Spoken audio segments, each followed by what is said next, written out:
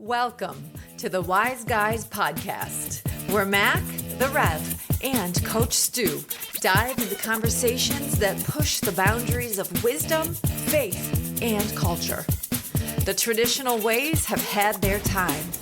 Now, join them in exploring fresh, diverse perspectives on the challenges we encounter every day. Wow, from the edge, right? Wisdom from the edge, the Wise Guys podcast. So here we are with the guys and another conversation about nothing. No, about everything. About nothing and everything at the same time. That's right. It's going to be a good one. I'm looking forward to this episode this week. So get ready, strap in there, gang. We're going to talk. We're going to put a little twist on the footprints in the sand. I got that this week. That's going to be fun. A little bit from Isaac Asimov. And that guy, if you don't know about him, I mean, he was an incredibly prolific author. He wrote about science fiction and all other kinds of stuff. The guy's amazing. So a little quote from him. Going to go over that. The Rev's got a little poem to go along with the footprints in the sand, which I think is going to be great. I will represent all the artistic people of the world. He's good. He's a artsy guy. Then, you know what? We're going to move our focus a little bit off of stuff and junk and anger and angst and worry and just talk about some good stuff that's going on in the world. And What how a concept. Those are the news programs I love. Is that they give us a little bit of good news because there is good news out there. I just got one question for you. What's the best that could happen? Yeah, too bad we don't have the video I there. know we don't have video to see my You mug. can see the mug. That's what my mug says. There it is. Okay, so what's the best that can happen there? We need to be talking about more of that kind of stuff. Then maybe we'll chat a little bit about a different take on the Genesis story from the Bible. There's the traditional Adam and Eve and that whole thing, and that's fine, but there are other ways to grid that story. So this isn't, we're not talking Phil Collins on this one? Because I could do that too. That would be awesome. You can if you want. In the air tonight, we got to have that playing in the background. Yes. All I know is I think I've spent most of my life trying to return to the garden. Yeah. And I made a lot of wrong turns. All right. So we're going to go through that a little bit, give you some All right. perspective there. Then the lastly maybe would be chatting about this whole movement that Mel Robbins has about the whole let them, and the Rev kind of wants to follow that up with a what? That's all Mel Robbins. Let them, let me. Let them, let me. So what a great perspective, especially not only just in the current times, but I think as a mantra for life, right? So there you have it. That's what we're going to talk about tonight. I think it's going to be really interesting. Hang in there with us. Hopefully you get some wisdom nuggets from the edge, from the guys. And so here we go. Let's launch. So we're all familiar, I shouldn't say we all, but many of us are familiar with the Footprints in the Sand poem. Yep. Where the message basically is that Jesus is walking with us, walking with you. And then when you have some trouble, you're failing, that kind of thing, you just see one set of footprints in the sand, and it basically ends with, that's when I carried you. It's a consciousness and an awareness that we're not walking this journey alone, that there's powers and energies moving in our favor that are helping us when we get to the edge of what we know how to do. In the hardest of times. Yeah, and it's a very encouraging thing that, for what struck with this for me. Now this, we're going to talk about there's a artist out there, and he was a pastor. He's called the Naked Pastor, and I love this guy because his cartoons are they're amazing. But he did this cartoon, if you will, and he did the typical two footprints in the sand on top. This is where I walked beside you, is what it says, the title that. But then there's another drawing below that with the same one set of footprints, which is the Christ, or however you want to look at that. And then there's two like ruts going next to it. And here's the title of that second one. And this is where I dragged your ass. Okay? And I really thought that was so clever, first of all. You get a chuckle on it. But there's a lot of meaning in that, isn't there? I feel like at times, I mentioned earlier, I'm on my quest to get back to that garden, place of oneness and beauty and light and goodness. That sometimes in my environment, it feels like I'm dragging people there. And I wonder if that's what the presence of God, wherever that might be, everywhere and nowhere at the same time, might be saying, man, I want to be a co-creator. I don't want to be totally responsible for everything. Right. I'm bragging you. Come on. I need a little bit of help. Right. Here. This is a joint effort. Exactly. Right. That's the way it's supposed to work. I'm along with you. Yeah. That whole poem about the footprints in the sand, it's wonderful. It's truth. Wow. I'm being carried by energies, but it can be dangerous when we count on the energies to do all the work. And I don't partner with it. Yeah. To me, this is wisdom from the Christ, right? The higher consciousness that says, I'll drag you. A little bit of kicking and screaming, not totally against your will, but you're weak. You're having a little problem here, but I'm not giving up on you, because I love this state. I think Rob Bell probably, I think I got it from him. God is pulling everything forward, and he is, she, it, the universe is for you. I love that. Isn't that cool? Everything and everyone can be for us by right of our consciousness. Wow, that's a hard one to do, because now I need to have enemies. I need to make enemies, and you're creating an enemy just by your thinking. Or could it be that everything that's happened in your life ever was for your highest good? I tell you one thing, I think that's a perspective. It makes it a heck of a lot easier to evolve and to move forward when I think, okay, this isn't against me. I'm really struggling here. I really don't like this. But I won't make an enemy of the circumstance or the person here. That's so assuming that's the case, which I believe it is, why would you need to be dragged? I know why it has happened for me. I mean, fear. Sure. Yeah. And it's not even, some of it is fear of unknown, but for me, it's more about fear of what's about to transpire in my life. And I'm like, oh man, I'm not ready for that. I can't, that's not me. I can't do that. You start saying things like, I'm not good enough for that. That can't be me. That's how it works for me. You know what my wife will tell me? It's a scary thing, man. Well, sure. And what my wife will tell me all the time when I start that kind of stories, she just looks at me and goes, oh, yeah, the stories we tell ourselves. Yeah, for the sure. The monkey mind, they say in the Buddhist tradition. The monkey mind is spinning. I call it the neener machine. I think I like that even better. I don't know how to spell that though, but maybe if we get it in the transcript, I don't know if the AI is going to have trouble with that or not. So you got a little poem though, I think that'll go along with this. I thought it was so. Really I don't know where this one came from, but I've had it forever. It goes like this. One night I had a wondrous dream. One set of footprints there was seen. The footprints of my precious Lord, but mine were not along the shore. But then some stranger prints appeared, and I asked the Lord, what have we here? Those prints are large and round and neat, but Lord, they're much too big for feet. My child, God said in somber tones, for miles I carried you alone. I challenged you to walk in faith, but you refused and made me wait. You disobeyed, you would not grow. The walk of faith you would not know. So I got tired. I got fed up, and there I dropped you on your butt. Because in life there comes a time when one must fight and one must climb, when one must rise and take a stand, or leave their butt prints in the sand.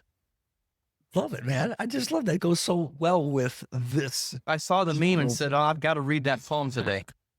I think it gives an interesting perspective on Christ in this case, or on how the divine looks at us and treats us in complete love. That whole story is about love.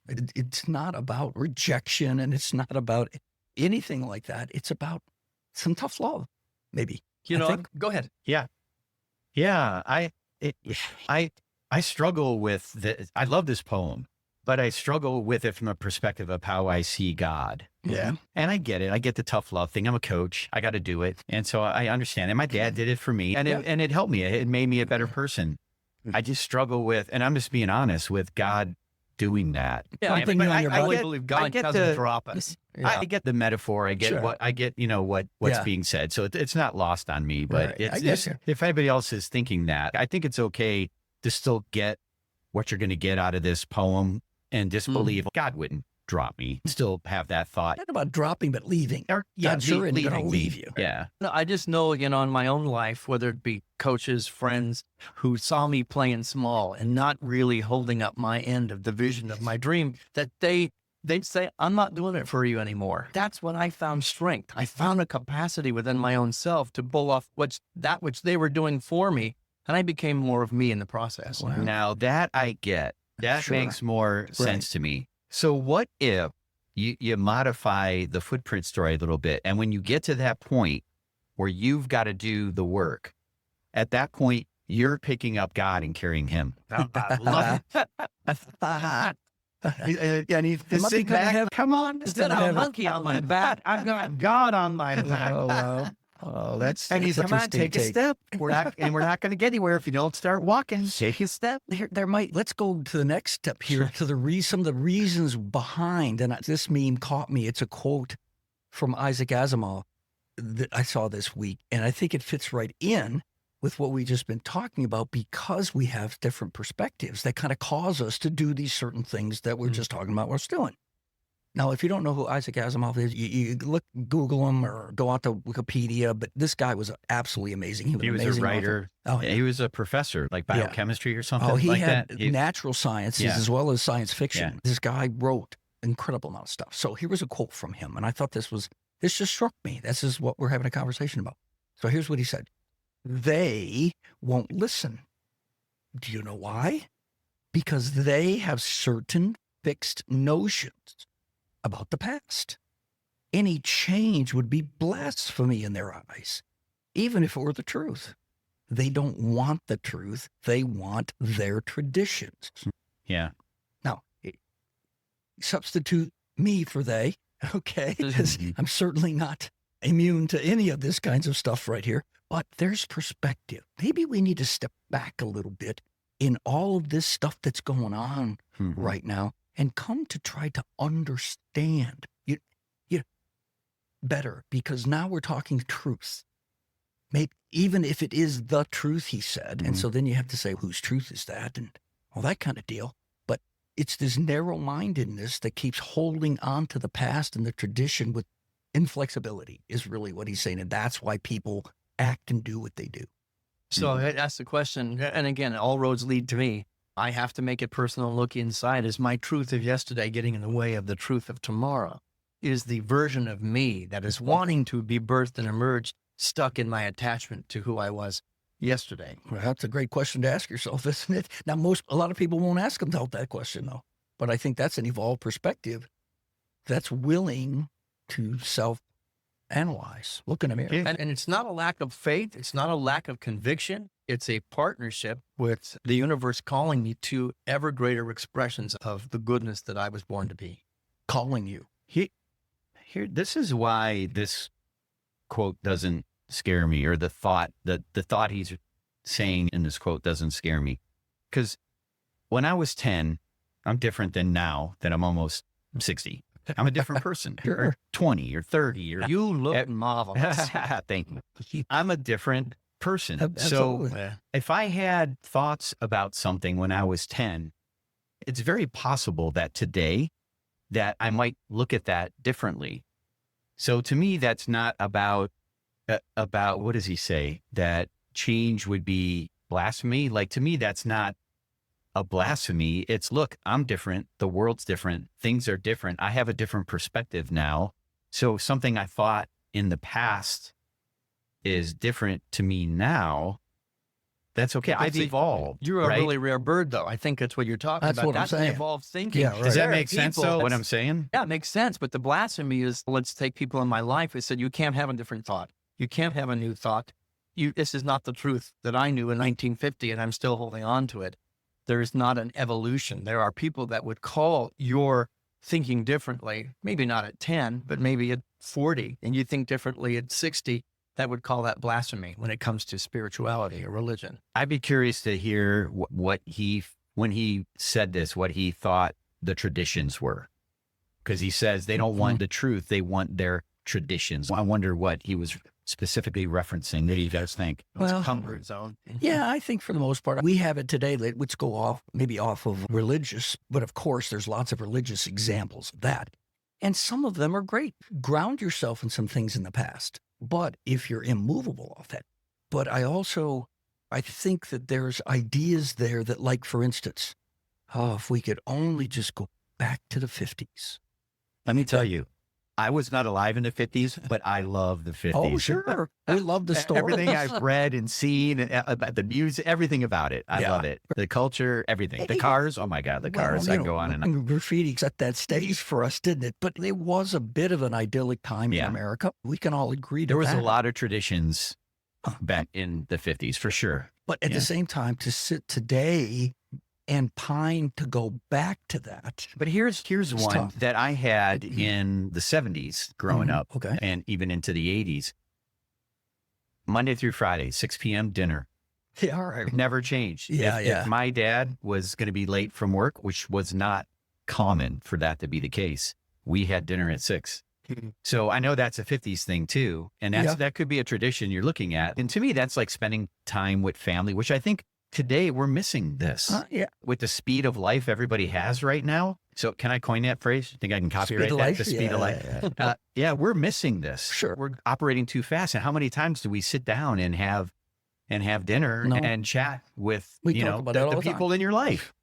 Let's maybe play devil's advocate here a little bit. Depending on the 50s being good or not so good is the perspective and maybe the color of the skin you have. True. Or the experience that you had. Somebody, the 50s might have been pure hell for them. I didn't have that because my dad was out trying to make enough money to put food on the table at all, 6 or 8 o'clock. Mm-hmm. It's all perspective. But I think I've done so many memorial services. When we get to that place at the end, we want to focus on the good note, on the goods, on the good experiences and the great experiences. And again, I don't want to label something as it was really great during that period. For somebody, it wasn't. I want to sit in a place of understanding and make this moment great because I'm willing to listen to what your experience is at the same time. I had some good experiences. Yeah. Maybe you did too. Maybe there were some difficult things, but let's make this moment the best experience.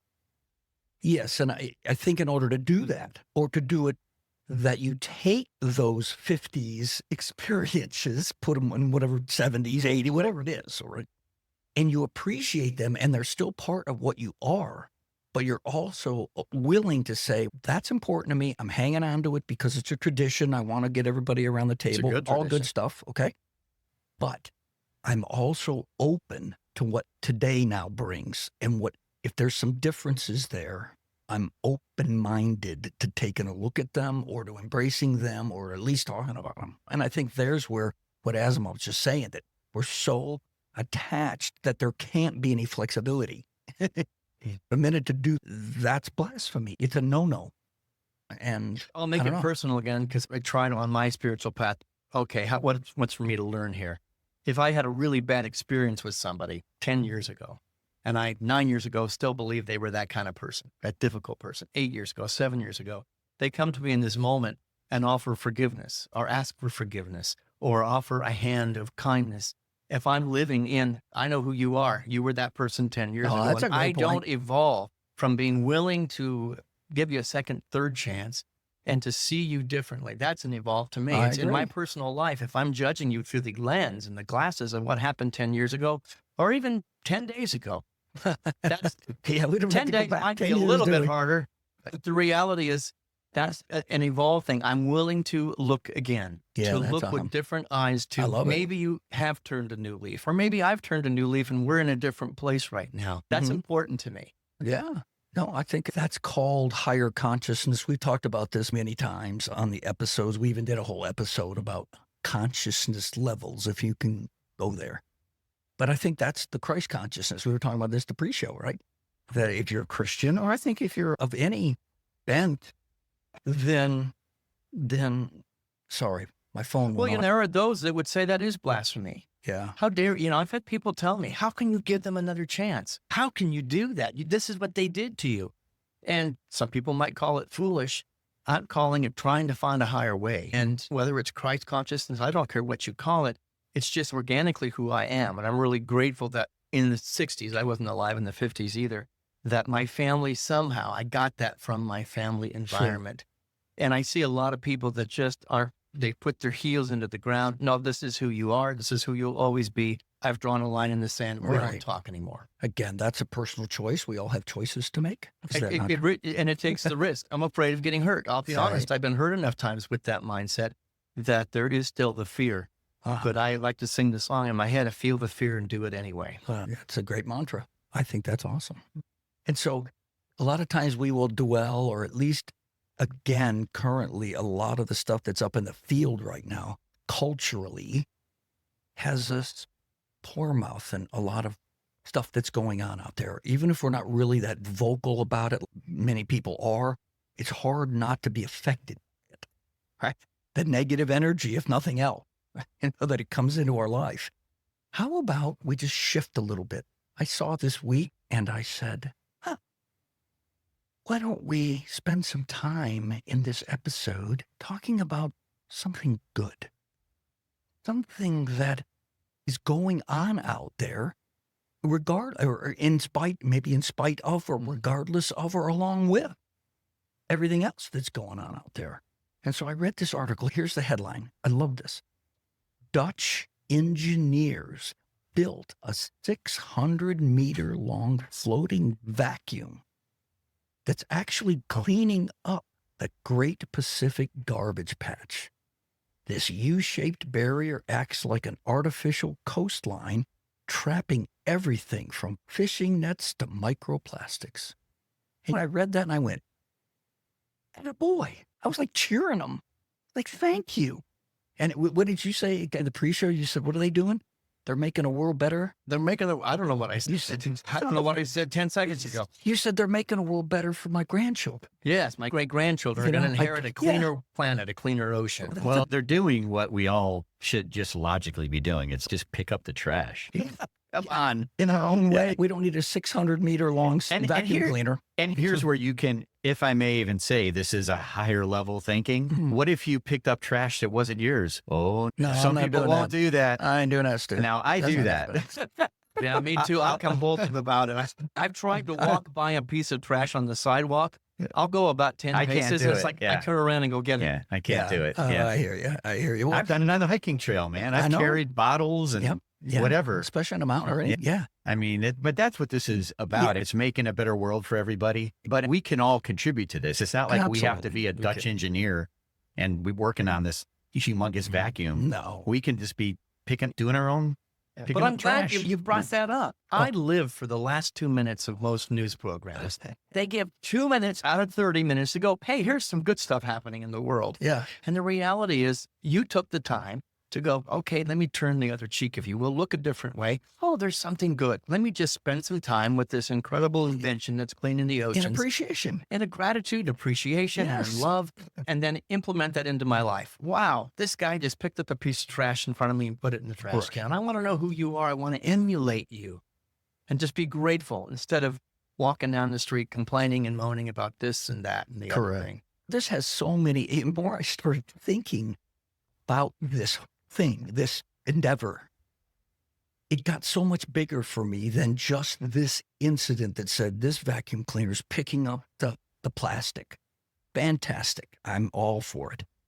But now let's just open it up a little bit again. Let's raise the consciousness even a little higher that says, what good is going on out there? Am I even paying attention to it? Do I have my antennas up to it? Am I looking for it? And then how am I being the flow of good from God and the divine into the world?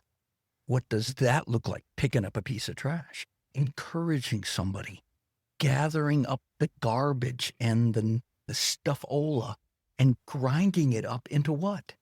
Something good. We're transforming it from all that plastic floating around out there that's harming the environment, and we're grinding it up and making something new. I was going to all sorts of places with this imagery. I don't know. I think you can. Yeah, I'm sure it's people that can take all of this and make something useful from it. I had a milk out of a plastic container the other day. I swear it tasted like fish. Let's see. It's recycled. Here it goes. Part of this article says, collected plastic is recycled into consumer products such as sunglasses, supporting a circular economy model, and turns ocean waste into an economic opportunity. I think I've had a pair of those sunglasses, for real. Like, I think I have. Yeah, how about this too? Here's where my last thought went on this. If I bring this home, like the Rev's talking about, if I bring it into my life, how does this look? Now, just maybe, think about the possibilities here. Expose one of your grandkids to this article, to what they're doing out there. Maybe, just maybe, that grandchild will be the next, or have in their life something that they're going to invent or think or discover that literally is an echo-changing thing just like this might be. Somewhere, that guy who invented that vacuum was told, that's a harebrained idea. A vacuum for the ocean? Come on, Yeah. Joe. And I know Joe is maybe saving the planet a little bit more than ever because he didn't listen to the people that called him crazy. Wow. He's cleaning up the ocean for sure. Well, At least that yeah. area. Hopefully they can put it in other areas and Oh, clean up exactly. wherever There's more. trash. Oh, yeah. Let's Well, go clean it up. Here's the stumbling block. A lot of times, I say this all the time. People might have looked at him and said, all right, I bet you can invent a machine that'd do that. Mm-hmm. That's not beyond our capabilities or technology. But here comes the pushback and here comes the hook. But you're never going to make any money doing that. Yeah. It's a great idea. But now it becomes about Benjamin. Okay? And so the idea behind what I'm saying here is we've got plenty of Benjamins worldwide. Benjamins aren't a problem. Right? It's what we choose to disperse them into and allocate them to. And now it also becomes a matter of, I'm going to call it priorities for you individually, but then there's a larger, greater good. We talked about that a Right. couple weeks ago. Right? And maybe this guy Maybe. said, I'm not going to make any money. It's not my intention. It's Could not be. my priority. I want my grandkids to have a better planet. So I'm just going to do it anyway. It could be. Yeah. I imagine there's going to be that a would lot be of very- money in the invention, I imagine. But that Oh. was maybe not the incentive. That could very well be. Could very well be. All right. So that's that one we talked about. I said in the beginning, we were going to talk about some different ways to look at the garden. And I don't mean your vegetable garden out in your backyard. I'm talking about the big story, the magic story, the all well-known Christian story and Jewish story of our two favorite people, Adam and Eve. Right. I did do a blog. You know what? Let's see. No, it's not on the website anymore. I did do a blog post years back that said, let's give Adam and Eve a break. Okay. I did a little take on all that. But so here's a quote that I don't even know who it's from. So I have to make it anonymous. But it says this: what if the real fall in Genesis wasn't sin, but awakening? The tree wasn't evil. It was the symbol of moral consciousness. And the first humans were punished, not for violence or betrayal, but for reaching toward understanding. What religion painted as disobedience was actually a metaphor for evolution. The moment of consciousness outgrew control. Maybe that's why control systems still fear knowledge, because thinking is the true original sin to the power structures. I got to add to that at the end because I don't think God will look at it that way. Okay? Different, not sin. And I love what Matthew Fox says. It wasn't the original sin, it was the original blessing. Right. Yeah. So again, there's another way to look at the story, right? But how about if we approach this thing from either, not necessarily literally, that's fine if that's the way you want to approach it, but understand that there's other ways, metaphorically, that's certainly a metaphysical. I'll take a completely different stance on that. What if the story of Adam and Eve is just made up by human minds to try to figure out why they do crappy things? Maybe we got to create a story and got to find somebody to blame. I'm acting in a certain way. Let's blame Adam. Oh, let's blame Eve. Yeah. That whole story is one big pointing the finger of being a victim. Sure, it's a victim thing. This is God goes to Adam and says, why did you do this? Why did you eat this fruit? She made me do it. It's her fault. No responsibility. And then goes to Eve. Why'd you do it? The devil made me do it. Let's blame the serpent. Everybody's blaming everybody else, and there's no responsibility. Could it be that the whole story was a man-made version to try to understand why I'm acting in such a terrible way? It's not a God, and I'm going to take some heat for this. It's not a God-inspired story. It's a historical story of humankind trying to figure out themselves out. And here's an easy scapegoat. So the story itself is a story of blaming others why I do bad things. Yeah, I think that's one. I have to get to the source of why I'm acting this way, as opposed to just taking responsibility and act different tomorrow. Yeah, that's certainly, I think, a component of it. And you could even look at it that way, I think, even if you want to look at it from the Christian standpoint. But the other thing is it's about me. It's about me wanting the tree to eat. It's focused on what I want and what I need. That's another way to look at it. And does the human consciousness and ego desperately need to have the good people and the bad people, the good and the bad, the knowledge of good and evil? Do we need that? And is the journey back to the garden, one of letting go of the need to make you wrong or bad or evil, and just let's move back to a place we belong to each other. Let's figure this out together. Is your head spinning yet? Yeah, I can remember I took, Yeah. being a finance major, this wasn't a popular thing to do in college, but I did take a philosophy course. And they're like, what are you doing in here? I'm like, I'm trying to have a thought that isn't like on a number. That's refreshing. I remember, so what were you just saying just now? Say it again. He Am can't I catching remember. you off guard? Yeah, 10 seconds ago, I don't know what Yeah, I said. I catching was you just off talking guard. about the You were talking about The like human two of good versus evil and a right and a left and an up and a down. Like, Yeah. do you need one to have the other? And so that's the question, right? Mm. Would we truly understand what it is to be good if we didn't know what evil meant or what doing bad things? Well, If I'm not people going ask to be that so question. dramatic, if what doing bad things meant, can you really know the one side of it? Can you really know love and experience love if you don't have any clue what hatred is and what it's or to not be loving, if I can be less dramatic on it? That's can the you do that, conundrum right? question this a lot is of the times. these are the questions in my Yeah. philosophy class in college. Well, we way had I to look at that discuss. is yes. I Mhm. think you can experience love without experience hate. You just don't have the comparison of hate to compare it against. You may not need to. It's just normal. It just is what it is, and there's not necessarily the flip side. So if that's the case, I don't know. do you appreciate it as much as Maybe. having hatred in the world? Do you appreciate love Yeah, as it's a much good as question. So let me ask you a question. Is there hatred in heaven? That's a big question. And did I need this earthly experience to really Yeah. appreciate heaven when I get there? Because there is no hatred there. Yeah, I want to say Oh. the way I That's an believe it interesting is question. there isn't. Yeah, the way I believe, the way I see what it's like to be walking through heaven was there. You wouldn't have that feeling. So what would be a You know. heavenly consciousness? It would Bliss. just bliss. I mean, and, just oh, joy. that's boring. I don't have anything to um, compare it against. I think the goal of most religious systems is to get to that state of heaven, that place of heaven. Do we need the earthly existence to experience the opposite of that in order to get there?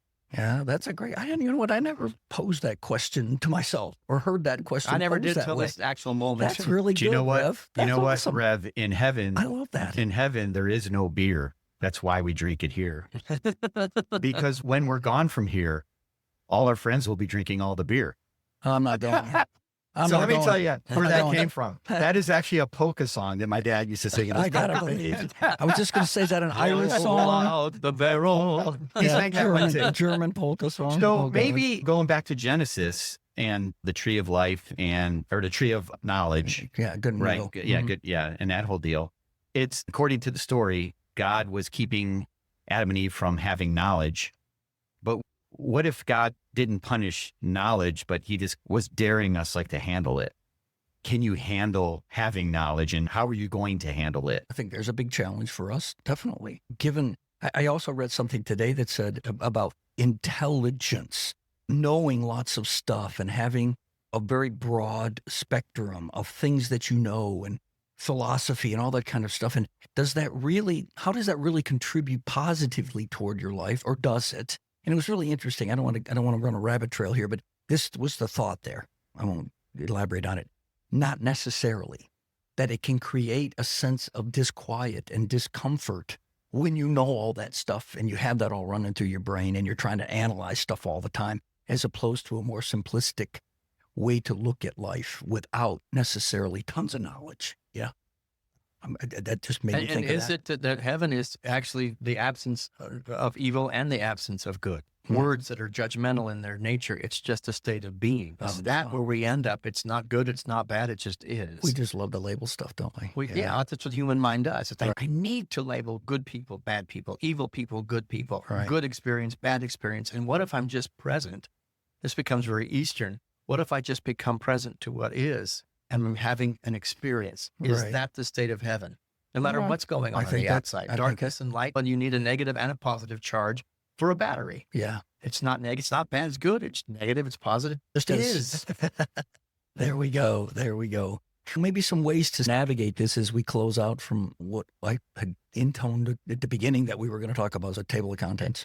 Wait, one more thing. I know Okay. you're going. I know you're heading somewhere, but my brain It's going back to this whole thing. Okay. So really what this is saying, what you read Yes. is it's an awakening, right? True.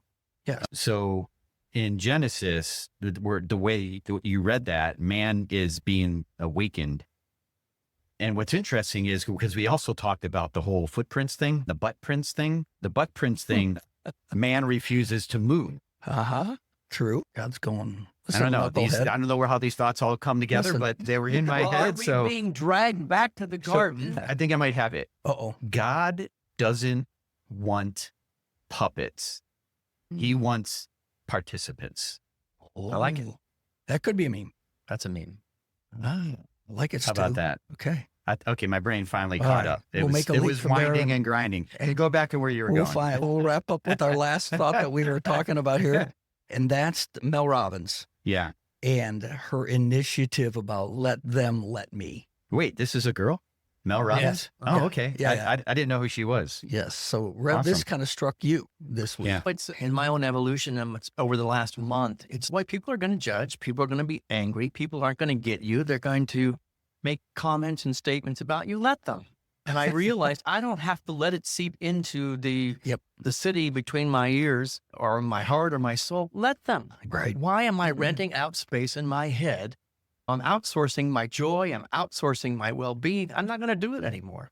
Let them do what they're going to do, but don't consume it. Don't eat it. There The it is. knowledge of them is terrible and awful, but bringing it back to the garden. I'm just going to be present, and then I'm going to do me. So let them is followed with let me. Let me be me. Let me do me. You do you, and we're okay. Like, it's no one's going to steal your joy. It's that kind of concept. I forget who said that, Nothing's gonna but change my world. We had had to get a song in there here. somewhere. We got to get some tunes. Hey, we had a polka already. We had You wanted to bring in Phil Collins here Phil at one point, Collins, too, didn't you? Genesis. Yeah. All right. yeah. Yeah, these are common. We talk about this kind of stuff all the time. That's why Mel's just gone in the stratosphere with her initiative with this whole deal. And because we need this, we need to figure out how to sort it all out. We need to figure out ways so that we don't implode and just completely go off the rails. And how do we grid a lot of the stuff older that's going on? And it's not just now. These are lifelong lessons. It happened in the 50s even. Yeah, exactly. This is not brand new, but we talk about it a lot because we think this is unique. And in some ways, it always is unique in form, but not in concept. Okay. Abuse or whatever, left, up, down, it's all there for the long haul. So I applaud what she's doing. I think there's some really great nuggets there for us. Check out what she's doing if you'd like. She wrote a book. I think there's some, what did I do? I think I had some key takeaways here that maybe just some. From the Let Them theory book. Yeah. Things like, and Rev's already done this, but I'll give you the bullet point highlights. Stop wasting energy on things you can't control. Rev's already said that, right? Stop comparing yourself to other people. That's a big one Oh, hello. I'd say everybody. That's a big one for everybody. That's a state of argument, which is the Buddhists would say is a state of suffering. I would have to agree with that without a doubt. Break free from fear and self-doubt. Now, I'm going to say this. Those three things, I just read them. Easy? Those are huge Hell no. things. All right. But you got to start somewhere. More than zero. Mm-hmm. We talk about that all the time, to Right. just start to raise your consciousness and look at these things and deal with them in a different way. Release the grip of people's expectations. Rev, I know that's a biggie. My friend for Sharon you, told man. me at one point, she said, you're going to be a decent minister, but you got to free yourself of the good opinion of others or it's going to eat you alive. Man, she was so right. There it is. That's great. There's a nugget of wisdom, and we didn't even have it. That's somebody else, okay? And you know what's a part of this is what you believe other people's expectations are Stories of that you. we tell ourselves. Stories right? that we tell ourselves. Yeah. Right. So this is great advice. I thought this was awesome. Build the best friendships of your life. Oh yeah. Isn't Oh, yeah. that awesome? We talk Yeah. about relationships all the time. Your tribe of five. Let's go. We go way back in our Mhm. episodes to the Tribe of Five, don't we? I love that. Create the love that you deserve. And a lot of people don't think of it this way. I know, it's a flow. They want, they expect you to Love me. to do it instead. Yeah. Oh, So there if you go. We're back to our poem. We expect God to provide the love. God, provide me love. No, go make love. That's right. Go be more loving. Go be more loving. There we are again. And all telling of a people to sudden, go make more love. all of a sudden we're back to the Beatles. I'll end with this one. There's more, but I thought this one was a good one to end on and just say, exhale. Build resilience against everyday stressors and distractions. How do you do that, Mac? That's a biggie, man. That's a biggie. For me, and I learned, we were talking about Brian McLaren in the pre-show. I'm going to put that name out there. You can Google him. He's one of my great favorite guys. But his answer in this book I'm reading right now about life after doom, the big part of that is quietness, contemplation, prayer, meditation. I mean, put whatever word you want in that blank. But in order to stop the distractions, you have to stop the distractions. And it's up to us to do that. And it can be done little by little. And you form a habit, and you'll be amazed at how much it will change your perspective, your countenance, your joy, your peace, everything. It's taken me 63 years to get that. Isn't that? But I think I'm a little closer. Yeah, I think I am. And you came in today, and what did you say? Into my office. You're asking me to repeat a lot of things I said. I know. You said, you went, hey, it smells good in here. It smells good in here. And what did I tell you? I said, yep, because I've started a new practice, and that is, as I meditate, I'm burning some incense to, again, help me to focus on my sensory things in my life and be able to help me to calm down. That's just one. You asked the question, Stu.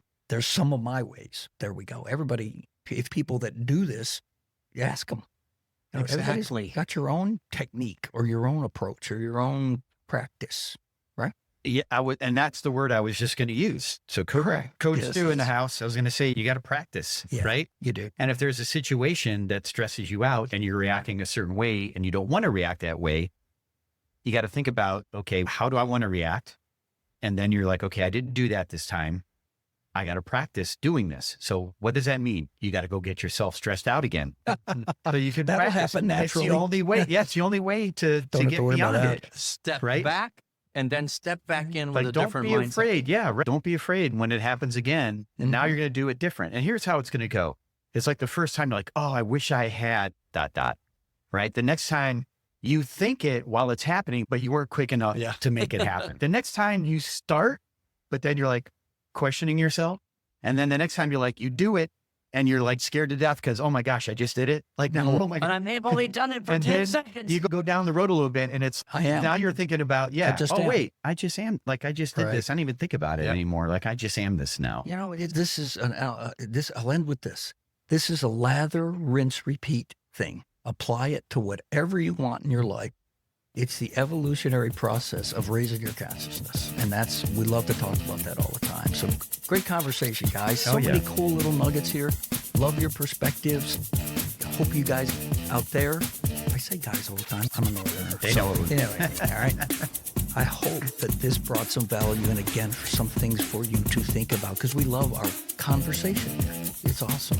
So thanks, guys. Appreciate the conversation. Yeah, thanks. This is great. Thank you out there for listening, and check us out next week, and we will see you on the flip side.